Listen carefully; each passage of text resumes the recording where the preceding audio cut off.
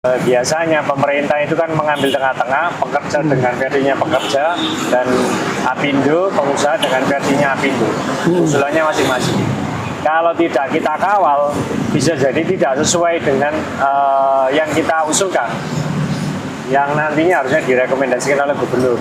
Harusnya gubernur itu apa kata bupati lah, bupati harusnya kan apa kata daerah dalam hal ini ya dewan pengupahnya daerah ini versinya pekerja bagaimana dari versinya kami pekerja gitu. Makanya harus dipastikan Nanti ya sudah sesuai rekom awal. Kemudian kita juga tidak boleh ada kepentingan-kepentingan yang sebenarnya itu di luar. Kalau pembahasan upah ya harusnya murni sesuai regulasi dan juga harusnya menyesuaikan dengan standar. Salah satunya adalah kebutuhan hidup layak. Mungkin begitu. Nah, harapannya terkait apa ini? Pengawalan ini atau UMK UMSK 2026 seperti apa? Ya pastinya begini, pihak pemerintah itu tidak sekedar main aman saja. Biasanya kan pemerintah itu umumnya itu kan apa usulannya Apindo yang lebih rendah dari pekerja, dari serikat pekerja, kemudian pemerintah ngambil tengah-tengah.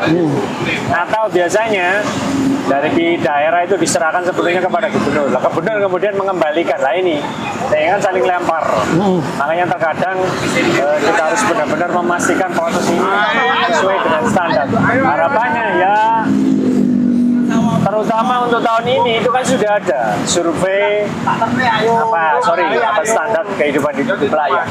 Itu adalah hitungan dasar yang harusnya setiap pekerja itu tiap bulannya terpenuhi. Itu pun secara merata di Sidoarjo, di Jawa Timur ya. Sehingga kalau daerah yang selama ini di luar yang 5 kabupaten kota, Gresik, Surabaya, Pasuruan, Mojokerto, dan Sidoarjo, itu harusnya minimal mendapatnya nilai itu. Lah yang sudah lebih baik di ring 1, dia tetap ditingkatkan. Sekaligus kita juga berusaha agar di luar daerah yang sebenarnya kalau kita perhatikan harganya itu kan dari segi kebutuhan itu kan sama Pak, bensin harganya sama, beras sama, rokok juga sama misalnya begitu, semua kebutuhan kan harganya sama. Terus mengapa satu daerah dengan yang lain itu terlalu jauh disparitasnya? Ini peran kita juga sebagai serikat pekerja juga harus bijaksana.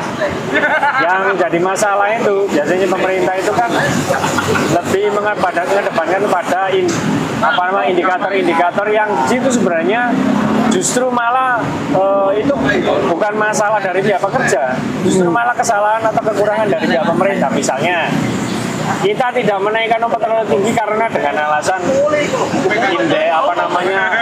angka pengangguran di Sidoarjo itu paling tinggi di Jawa Timur. Itu kan sesat logika kalau menurut kami dari pekerja. Justru kalau upahnya tinggi itu kan maka UMKM itu kan kemudian daya beli masyarakat meningkat, sehingga permintaan barang itu meningkat, sehingga industri bisa jalan. Kalau ada pengangguran tinggi, berarti karena kan usahanya nggak jalan, industrinya tidak sesuai standar, dan pemerintahnya tidak bisa mengatur itu. Kita ini malah ibaratnya kita kelaparan, malah disuruh dibatasi, malah harusnya kan malah ditingkatkan, agar semakin sehat, agar semakin bisa berjalan. Itu mungkin. Oke, baik, terima kasih Bung Narmoko dari FSPMI. Kemudian Bung Afan. Kene Bung.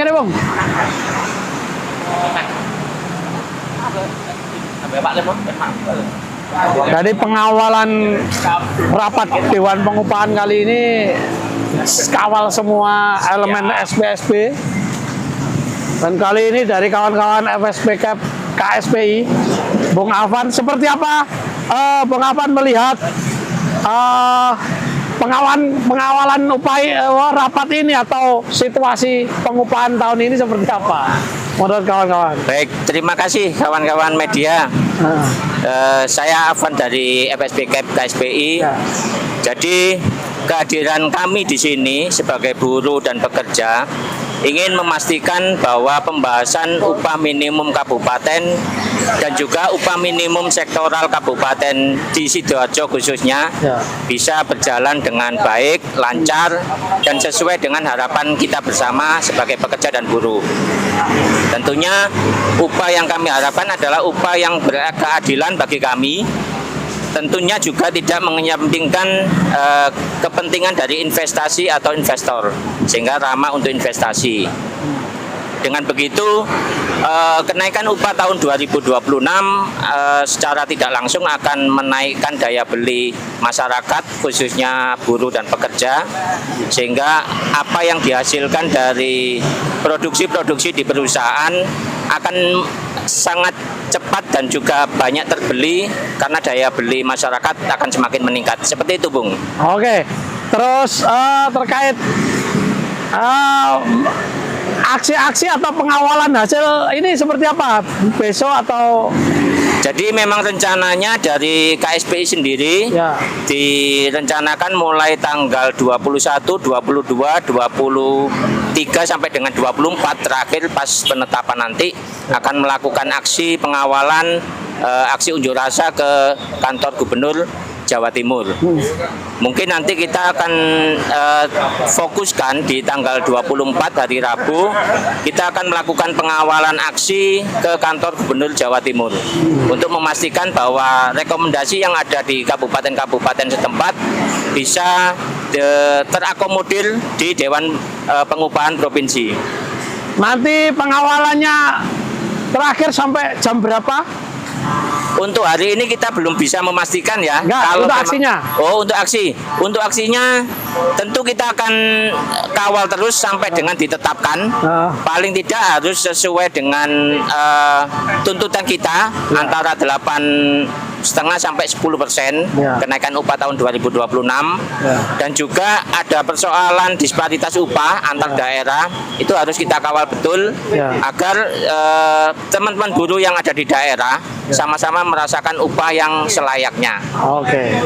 Baik, terima kasih kepada Terima kasih teman-teman kembali. semua yang hari ini melakukan pengawalan di Hotel Luminor, tempat berjalannya rapat Dewan Pengupahan Provinsi Jawa Timur yang membahas kenaikan upah 2026.